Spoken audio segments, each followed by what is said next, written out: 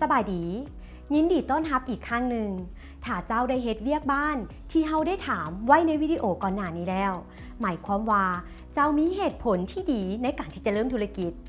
แต่ถ้าว่าเจ้าอยากเฮ็ดธุรกิจให้ประสบผลสำเร็จเจ้าก็ต้องมีแนวความคิดที่ดีนำอีกฉะนั้นเจ้าจะหาแนวความคิดแล้วหันมันมาเป็นธุรกิจได้จากไสจุดเริ่มต้นที่ดีก็คือเริ่มจากการตั้งคำถามเช่นว่าสิ่งใดที่เจ้ามักเฮ็ดที่สุดการเฮ็ดในสิ่งที่มักเจ้าสามารถค้นพบแนวความคิดที่ดีที่สามารถหันมาเป็นธุรกิจค่อยมีทรัพยากรอันใดแน่เจ้าอาจจะมีที่ดินหรือเข้าถึงแหล่งน้ำหรืออาจมีอุปกรณ์อยู่ในส่วนของครอบครัวที่เจ้าสามารถนำไปใช้ได้ในหลายรูปแบบถึงว่าสิ่งที่เจ้ามีอยู่แล้วและเจ้าสามารถนำเอาสิ่งเหล่านั้นไปเฮ็ดให้เกิดประโยชน์ได้แนวใดข่อยจะมาเพิ่มมูลค่าและเข้าถึงลูกค้าด้วยสิ่งที่ครอบครัวของเจ้ากำลังผลิตอยู่แล้วได้แนวใดบางทีอาจมีบางอย่างอยู่ในครอบครัวของเจ้ากำลังเฮ็ดอยู่เจ้าสามารถใช้เป็นพื้นฐานสำหรับธุรกิจใหม่มันอาจจะเป็นการปรุงแต่งอาหารจากผลผลิตที่ครอบครัวของเจ้าปลูกหรืออาจเป็นสิ่งง่ายๆเช่นการเฮ็ดฝุ่นบ่มเพื่อขายเป็นหัวเสื้อหรือฝุ่นหรืออาจจะเป็นการเฮ็ดการตลาดทางออนไลน์เพื่อเข้าถึงลูกค้าใหม่คนในชุมชนของข่อยมีความต้องการผลิตภัณฑ์หรือการบริการใดบ่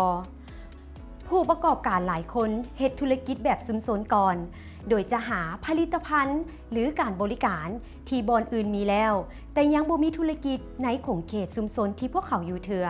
ชุมชนของข่อยต้องการผลิตภัณฑ์และบริการใดแน่ที่ยังบ่ทันสามารถซอกหาได้และมันอาจจะมีราคาแพงเกินไปหรือมีคุณภาพต่ำบ่เบิ่งอ้อมโตของเจ้าคิดถึงสิ่งที่หมู่เพื่อนหรือคนในครอบครัวจมว่ามันเกี่ยวกับหยังบางทีมันอาจจะเป็นการเลี้ยงลูกป๋าหรือการบริการสัตวแพทย์หรือบางทีอาจจะเป็นการบำรุงรักษาเครื่องจักร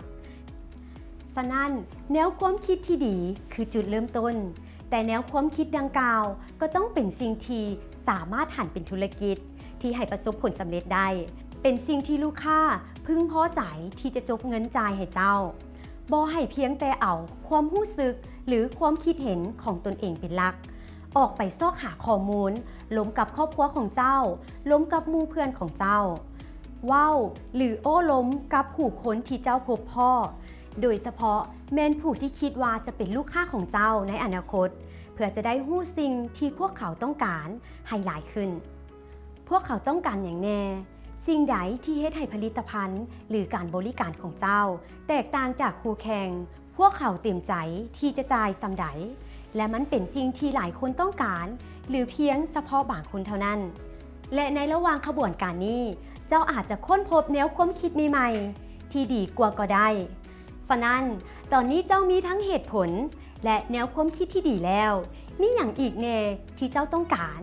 พวกเขาจะมาเบิ่งน้ำกันในวิดีโอต่อไป